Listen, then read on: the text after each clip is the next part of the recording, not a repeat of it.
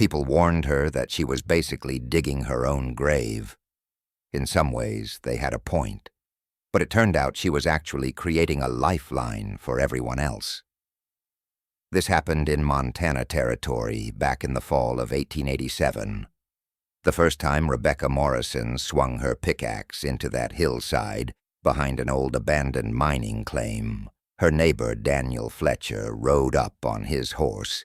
He just sat there watching her for a solid 10 minutes before he said anything. "You do realize there's no gold in that hill?" He finally spoke up. "The prospectors went through here years back, found nothing except clay and rock." Rebecca kept on swinging. "I'm not after gold." "Then what exactly are you doing?" "Building myself a home." Fletcher actually laughed at that. It was one of those sharp, dismissive laughs that made Rebecca's golden retriever, Rusty, lift his head and let out a low growl. "A home inside a hill? Ma'am, with all due respect, your husband left you that cabin just 200 yards from where you're standing. It's got 4 walls, a roof, and even a fireplace. What more could a woman possibly need?" Rebecca stopped for a moment. She wiped the sweat off her forehead with the back of her hand. Then she looked at Fletcher with eyes that had witnessed far too much to give a damn about opinions from men who hadn't witnessed enough. "My husband's dead, Mr. Fletcher. That cabin he built. The walls are so paper-thin I can literally hear the wind mocking me through every single crack. Last winter I had to burn every piece of furniture we owned, just trying not to freeze to death. And you know what? I still woke up some mornings with actual ice in my hair. This winter I plan on sleeping warm, and I'm going to do it underground, where the cold won't be able to touch me." Fletcher slowly shook his head in that particular way men do when they've decided a woman's completely lost her mind, and there's just no point in arguing anymore. "Suit yourself, Mrs. Morrison. But when that whole thing collapses on top of you, don't come expecting anyone to dig you out." He rode off without even looking back. Rebecca just went right back to her work. The pickaxe kept rising and falling.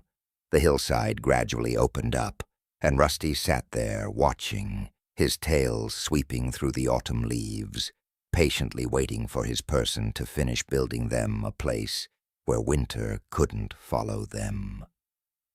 James Morrison had died back in April. They found his body 3 days after the spring thaw revealed where he'd been all along, at the bottom of a ravine.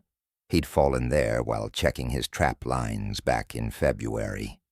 The search parties gave up after about 2 weeks. The snow had been way too deep, the landscape too dangerous, and honestly the odds were just too slim. Rebecca had known he was dead by the end of that first week. She'd felt it deep in her bones, the same way you can feel weather about to change. But she kept a candle burning in the window anyway, right up until the melt came, and brought the truth along with it. The funeral was quick. The sympathy people showed was even quicker. By the time May rolled around, the townspeople had already moved on to worrying about other things. Rebecca was left alone with a cabin that leaked, a dog that was grieving, and a piece of land nobody else wanted because it sat too far from any water source and way too close to the mountains where the absolute worst weather came from. She could have sold the claim and moved into town. She could have found work sewing or cooking or doing laundry. She could have traded away her independence for the security of living in walls that somebody else was responsible for maintaining. That's what the respectable widows did. That's what the sensible widows did. Rebecca was done being sensible. She'd grown up in a mining family back in Cornwall, England. Her father and brothers spent their entire lives crawling through tunnels that had been carved straight into the earth. She'd heard all their stories around the dinner table growing up. Stories about underground chambers that stayed exactly the same temperature all year long. Cool when summer was blazing hot, warm when winter was freezing cold, protected from any storm that raged uselessly overhead. She'd actually visited some of those old mines herself when she was a girl. She remembered feeling this strange sense of comfort from being wrapped up in all that earth. She never forgot the lesson it taught her. The world up on the surface was hostile, completely unpredictable, and deadly. But the underground world, that was stable. Underground was safe. Her husband used to call it foolish thinking when she'd suggested building a root cellar during their first year on the claim. "We're not moles," he'd said, laughing about it. "We're people. People are supposed to live above ground." James had been a good man, but he'd been wrong about a whole lot of things, including, apparently, how to safely navigate a snow-covered ravine in the middle of February. Rebecca spent the whole summer getting prepared. She studied that hillside carefully, looking for just the right combination of stable soil, good drainage, and the proper orientation. She read through every single book about mining and excavation that the Territorial Library had, all 3 of them.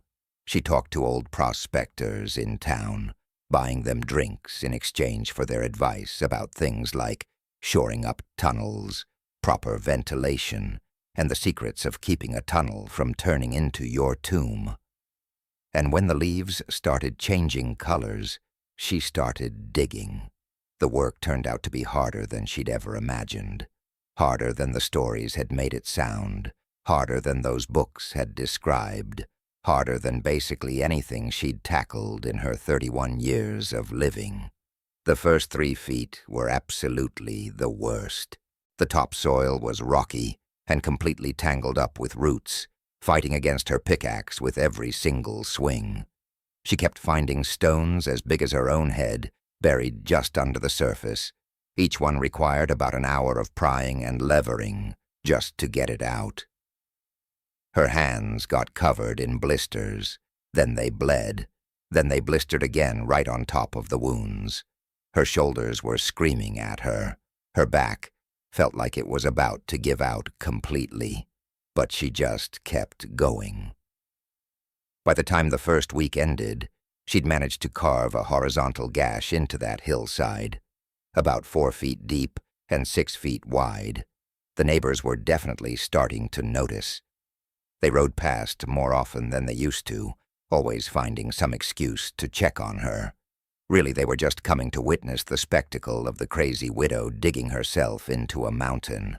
"It's going to flood," predicted Helen Carter, who lived 3 miles east and figured she was an expert on pretty much everything.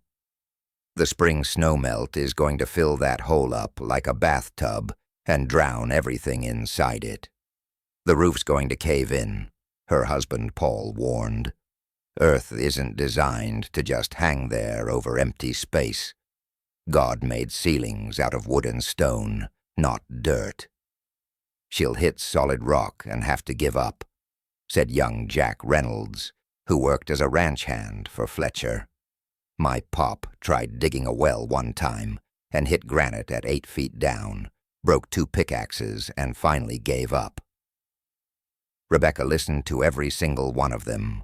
She thanked them politely for their concern, and she kept right on digging. The second week brought her into different kind of earth, dense clay that actually held its shape when she carved it out. It didn't crumble or collapse. It smelled like ancient dampness and quiet patience. This was exactly what she'd been hoping to find.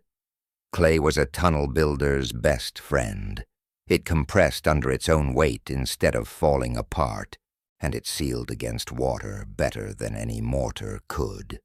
She started shaping the space more carefully now, not just digging stuff out, but actually designing something. The entrance tunnel she kept narrow, just barely wide enough for her shoulders. She angled it slightly upward from the outside to the inside, so water would naturally drain out instead of pooling up in the main chamber. Then she started widening it out, carving an oval-shaped space that would eventually measure 12 feet deep, 10 feet wide, and 7 feet tall at the center point. The shoring work came next. She'd traded 3 full months of butter and eggs to the sawmill owner for a nice stack of pine logs. Then she spent 4 solid days cutting them to the right lengths and fitting them into position. Vertical posts, every 4 feet along the walls, horizontal beams running across the ceiling, all notched so they'd lock right into those posts.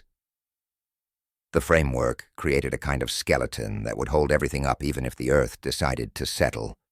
The work required a level of precision she didn't even know she had in her.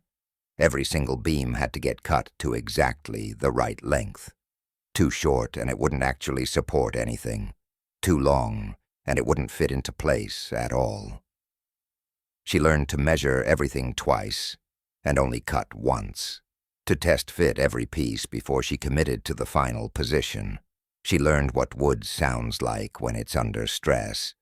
The creaking sound that meant a beam was bearing weight properly, versus the groaning sound that meant something was about to fail. Of course she made mistakes.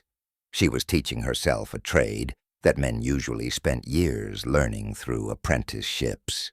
One of her early ceiling beams split right along a hidden crack. It dropped about 6 inches before the beams next to it caught the load. She replaced that beam the very same day, working until her arms were shaking and her vision was getting blurry, because a single weak point could bring down absolutely everything she'd built.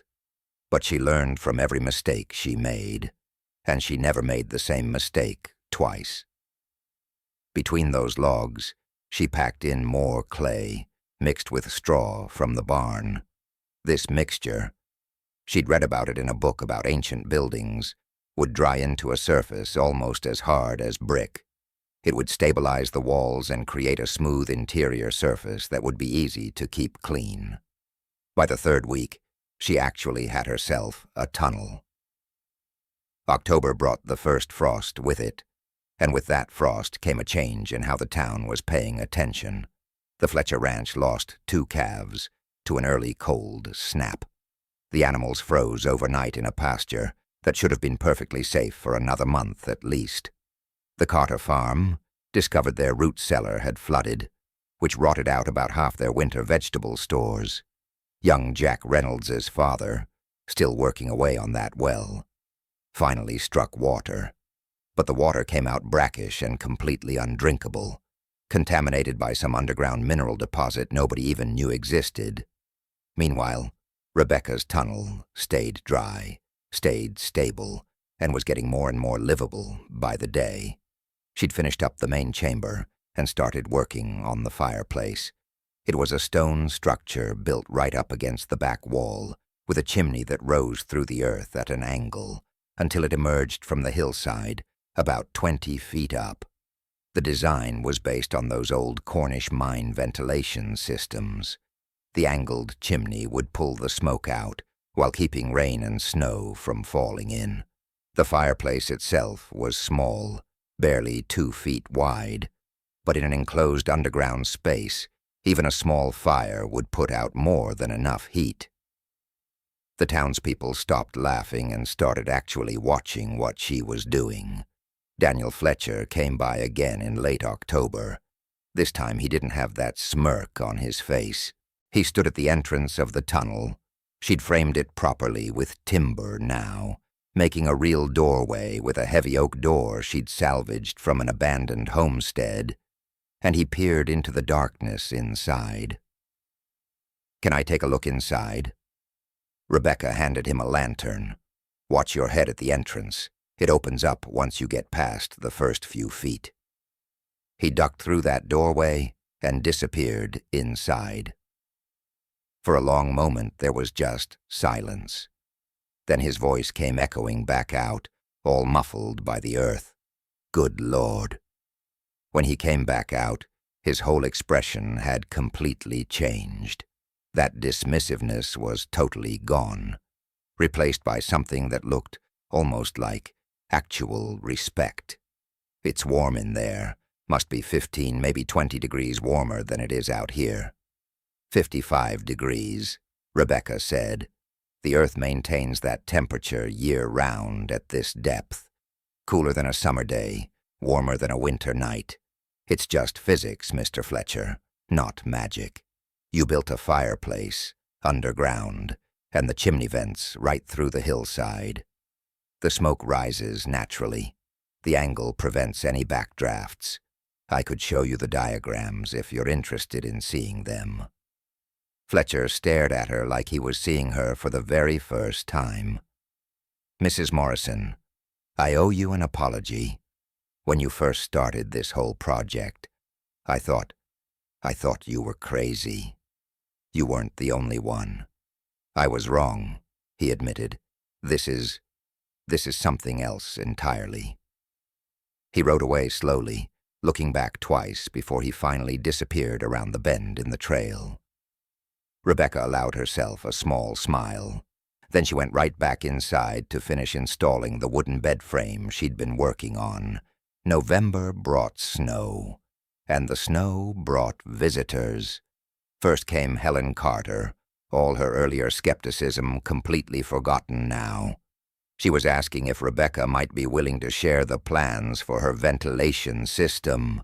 The Carter farmhouse chimney had collapsed under the weight of wet snow, and they were trying to rebuild it before the really serious cold set in. Then came Paul Carter, hat in his hand, asking if Rebecca might be willing to sell some of her stockpiled firewood. Their own supply had gotten wet when the woodshed roof leaked, and wet wood barely burns at all. Then came others, families from town who'd heard about this underground shelter and wanted to see it with their own eyes. Rebecca gave tours when she had the time, explaining the principles of earth insulation and thermal mass to anyone who'd listen.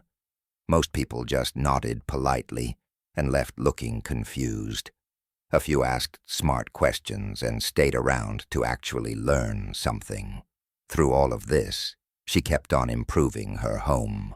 She laid down plank flooring over the packed earth, creating a clean surface that would be simple to sweep. She built shelves right into the walls for storage.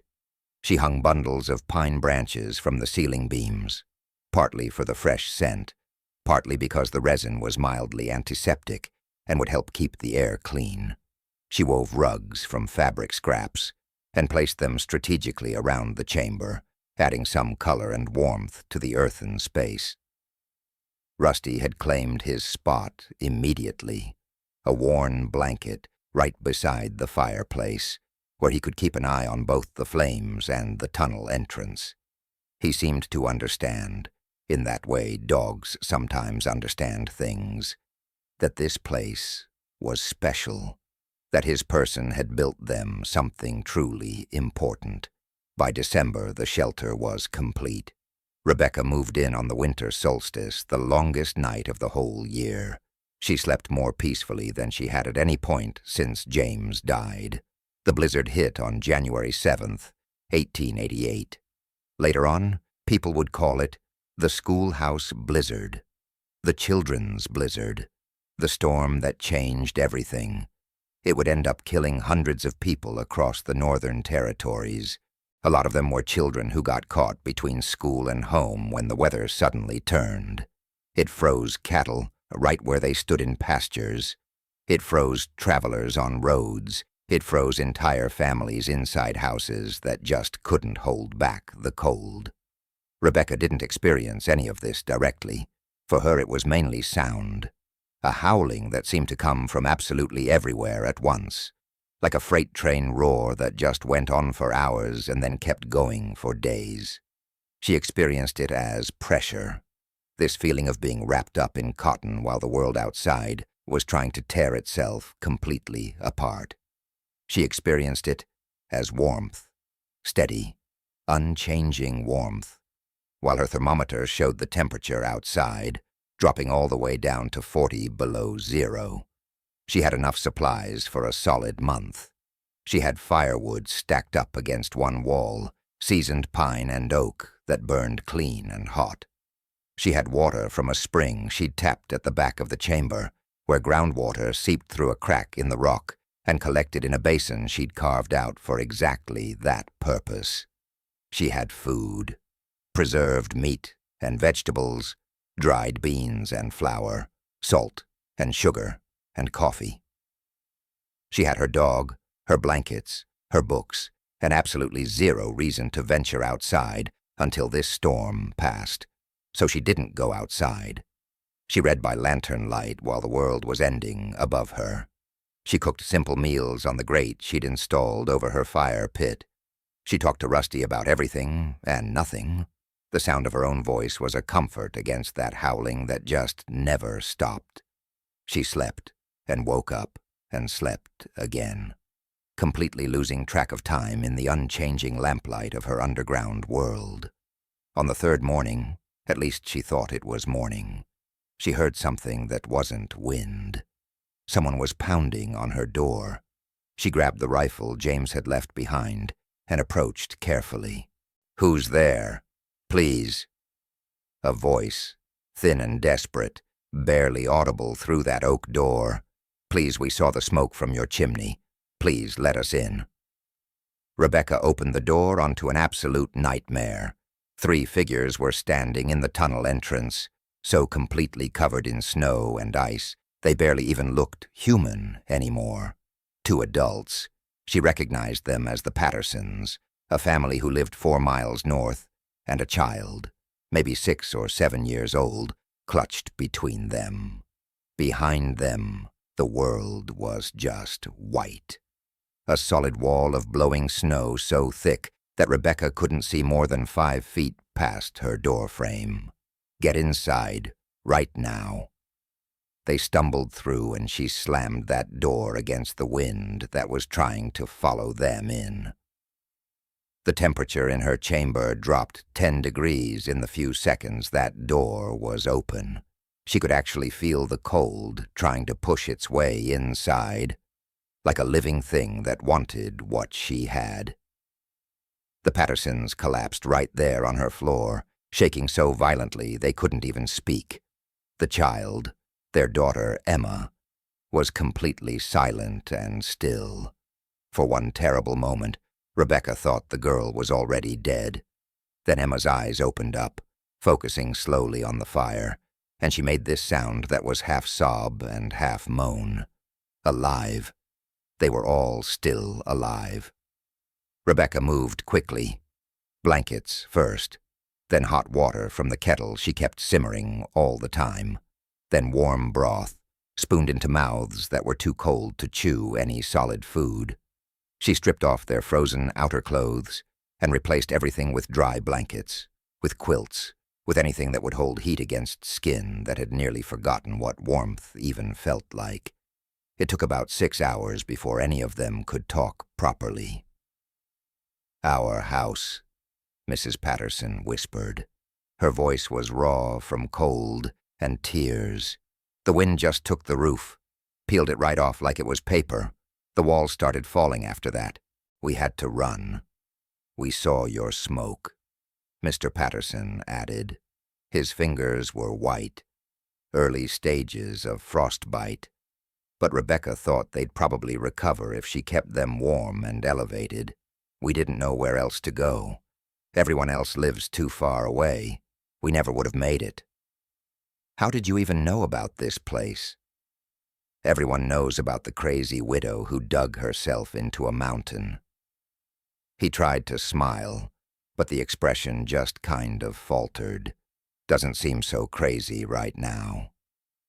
Rebecca looked around at her small shelter, now crowded with 3 extra bodies, and all the accumulated terror of a night spent running through the apocalypse. "No," she said quietly. "I suppose it doesn't." The Pattersons were the first ones to arrive, but they definitely weren't the last. Over the next 2 days, while that storm just kept on raging, 5 more people found their way to Rebecca's door. Young Jack Reynolds, separated from a search party that had been looking for lost cattle. An old prospector named Harrison, who'd been caught out in the open and followed the smoke signal from Rebecca's chimney for 2 solid miles through complete whiteout conditions. A woman named Mary Bennett, and her infant son, refugees from a farmhouse that had turned into a freezing death trap when the fire went out and they couldn't get it relit. Rebecca's shelter, designed for just one woman and her dog, ended up holding 9 people by the time the storm finally broke. They slept in shifts, 3 or 4 at a time on the bed and the floor, while the others sat with their backs against the walls. They rationed the food carefully, stretching Rebecca's supplies to feed everyone. They kept that fire burning constantly. The small chamber stayed warm despite the impossible cold raging outside. They talked and prayed and told stories to keep the fear from taking over. Little Emma Patterson stopped shaking by the second day, though she absolutely refused to let go of her mother's hand for even a single moment. Jack Reynolds, who was only 19 and had never been anywhere close to death before, wept quietly in the corner when he thought nobody was looking. The old prospector Harrison told tales about winters he'd survived up in the mountains, each story more harrowing than the one before, though Rebecca suspected he was exaggerating quite a bit just to give the others something to focus on besides their fear. Mary Bennett nursed her infant son in the warmest corner near the fireplace, singing softly to him in a language Rebecca didn't recognize. The baby, his name was Daniel, seemed completely oblivious to the catastrophe happening around him, just sleeping and eating and crying, with all the uncomplicated demands of a creature too young to understand that the world had nearly ended. Rebecca found herself thinking about James during those long hours, wondering if he'd been afraid when he fell, if he'd known what was happening to him, if he'd thought about her in those final moments.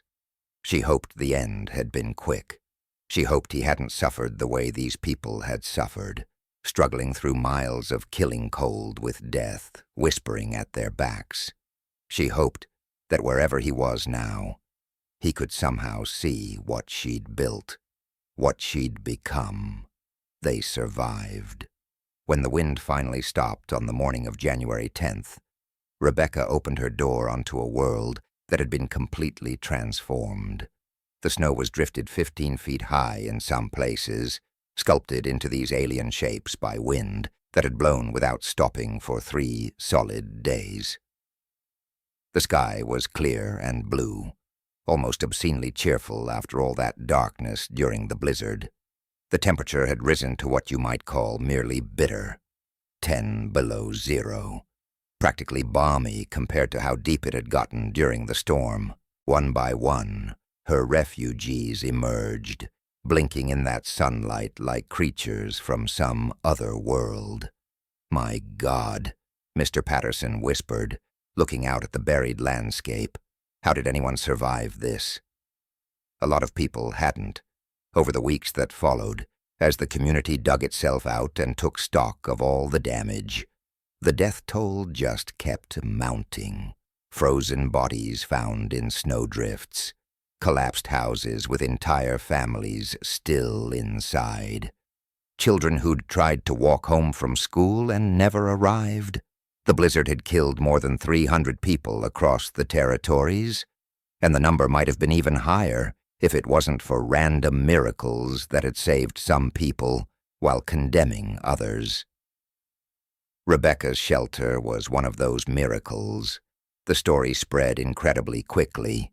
The widow Morrison, who dug herself into a hillside while everyone was laughing at her, had ended up saving 9 lives during the worst storm in living memory. The newspapers picked up the story. The territorial governor mentioned it in a speech about preparedness and pioneer resilience.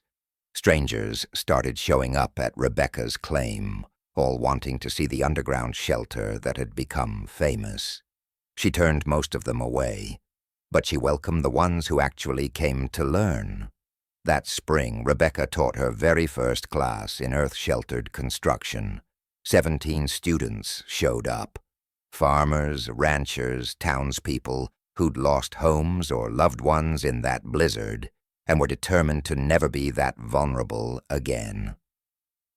Rebecca showed them absolutely everything: how to choose a proper site, how to evaluate if the soil was stable enough, how to dig and shore and ventilate and waterproof.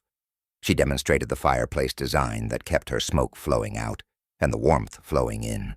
She explained all the physics of thermal mass and the engineering behind underground drainage.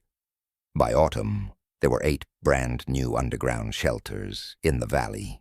By the following spring, there were 20. Within 5 years, the technique had spread all across the northern territories. People adapted and modified it for different soils and different climates, but it was always based on those same principles Rebecca had learned from her father's stories and then refined through her own desperate necessity. Some builders actually improved on her original design. A Swedish immigrant named Anderson developed a better ventilation system that prevented moisture buildup in humid conditions. A former military engineer created standardized plans that even inexperienced builders could follow.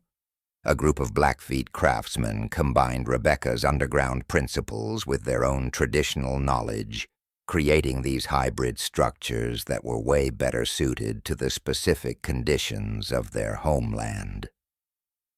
Rebecca welcomed all of it. She visited the new shelters whenever she could, offering advice and encouragement, learning from all the innovations that other people had made. She collected all the improvements and worked them into her teaching, so each new student got to benefit from the accumulated wisdom of everyone who'd come before them. Knowledge isn't like gold, she told her students. Gold gets smaller when you share it around. Knowledge gets bigger. Every person who learns from me and then teaches someone else makes the whole community stronger. She never charged money for the teaching. She accepted donations when people offered them firewood, food, labor on projects she couldn't complete by herself. But the knowledge itself, she gave that away freely. It seemed wrong to profit from survival, wrong to put a price tag on something that might mean the difference between life and death for someone else's family. You could be rich, Daniel Fletcher told her once. This was years later, when underground shelters had become a common feature of the landscape, and Rebecca's name was known throughout the entire territory. You could have patented the design, charged licensing fees, built yourself an empire. Rebecca was sitting at the entrance of her shelter, watching the sunset paint those mountains gold. Rusty, old now, gray around the muzzle but still loyal, was dozing at her feet. "I'm already rich," she said.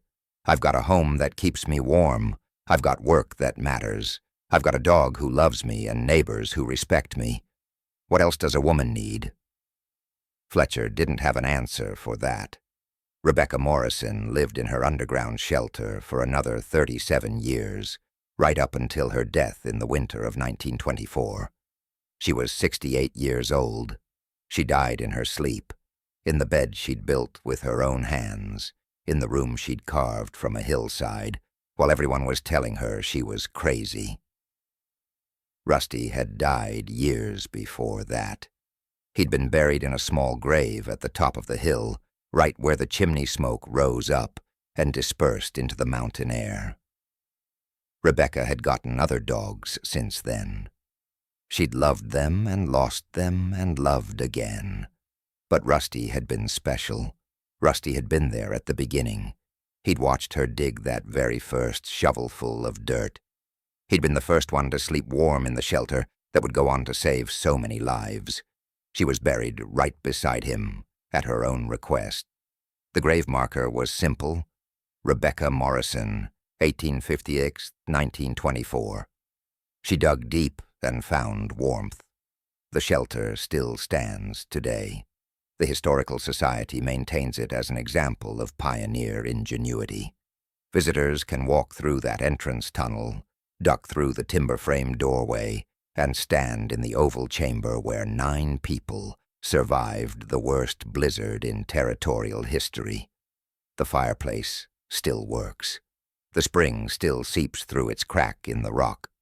Those earthen walls still hold that steady 55-degree temperature that Rebecca discovered more than a century ago. The guides tell her story to every group that passes through. They explain the physics and the engineering, the history and the tragedy. The woman who got mocked for digging a hole and ended up saving an entire community. But the part of the story that really resonates with people, the part that visitors remember long after they've forgotten all the technical details, is actually simpler than physics or engineering. It's about a woman who lost absolutely everything and decided to build something new. A woman who faced an impossible winter and carved out a space where impossible didn't apply. A woman who listened to her own wisdom when everyone else's wisdom had completely failed. People told her she was digging her own grave. They told her she was crazy, foolish, wasting her time on some fantasy that would collapse around her. She just kept digging anyway. And when the storm finally came, that storm that killed hundreds, that buried houses and froze cattle and turned the prairie into a frozen hell, she was warm, she was safe, she was alive. And so were the 9 people who found their way to her door, drawn by the smoke from a chimney rising from a hillside, the only sign of life in a world that had completely surrendered to the cold. Some lessons take a really long time to learn. Some people never learn them at all. But Rebecca knew. Rebecca had always known. The world on the surface is hostile, unpredictable, and deadly. But if you dig deep enough, you find something else. You find warmth. You find shelter. You find home. All you have to do is keep swinging.